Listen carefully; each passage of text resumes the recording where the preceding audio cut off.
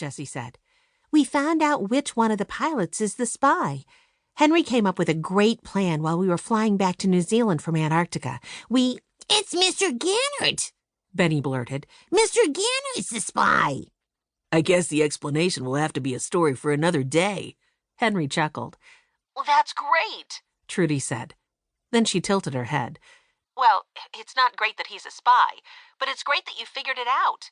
Now we know he can't be trusted." "And it helps Trisha too, right?" Jessie asked. The children had recently learned that there was an investigation going on into thefts around the world.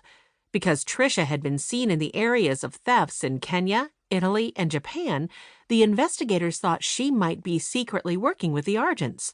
But now the Aldens could prove otherwise. "Yes, I'll let Agent Carter know," Trudy said. "We now have evidence showing it's Mr. Gannert who's working for the Argents, not Trisha. Trisha will be so relieved to hear the news, if I can ever get hold of her." "What are we going to do about Mr. Gannert?" Jessie asked. "Can you send another pilot to take his place? If he stays as our pilot, he could make trouble for us when we try to return the last box." Trudy shook her head. "I'm sorry, I can't. Well, that brings me to the thing I have to tell all of you. I received a message last night about the final artifact. According to the message, it's important that the 7th artifact is delivered quickly and to the right place. Even if he is a spy, Mr. Gannert is the best pilot Reddimus has. That's why we sent him with you. So unfortunately, we don't have time to find another pilot as skilled as he is." "Can we fly with one pilot?" Jessie asked. "I'm afraid you'll need 2 pilots to make a trip of any real distance." Henry sighed in frustration. "In order to return the box, we have to fly with a pilot who's trying to steal it. This won't be easy." "No, it won't," Trudy agreed. "But you have outsmarted Mr. Gannert and Anna Argent up until now, and you didn't even know there was a spy traveling with you.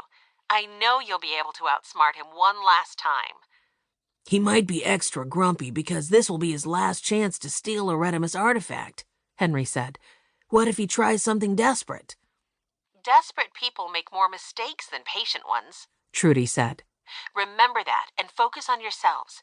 Take your time making good decisions. If you do, I'm sure you'll have the last artifact returned in no time, and then we will deal with Mr. Gannert." They said their goodbyes, and Jessie closed the laptop with a big yawn. Oh, we better get some rest," she said. "Yes," said Henry. "Tomorrow will be another big day." "I hope we find out our next destination soon," Violet added. Jessie's sleepiness was contagious, and Violet yawned too. Benny would have agreed, but he had already fallen asleep. The next morning, the Aldens got ready for a day of travel. They had been traveling for so long that it had become habit to expect a plane ride on the Reddimus jet. Benny was ready first, and he inspected the jar of dulce de leche while he waited for his brother and sisters. The liquid in the jar was thick like honey.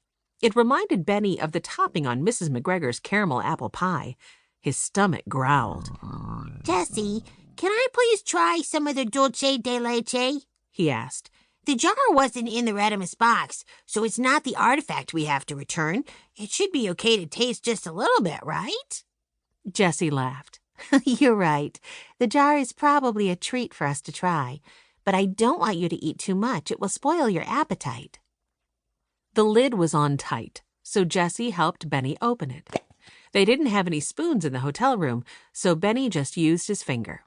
The topping inside was thick enough to spread, but drippy enough that Benny had to put his finger in his mouth quickly to keep from making a mess. The dulce de leche was sweet and sticky, with a flavor like caramel and butterscotch. "You know, this jar is probably our next clue," Jessie remarked. Henry and Violet were ready to go now, too, and all 4 of them took turns tasting the delicious topping.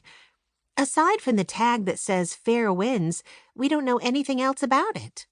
"Since it's a food, maybe we should ask a chef," Violet suggested. "Someone who knows a lot about food might be able to tell us something that will help us."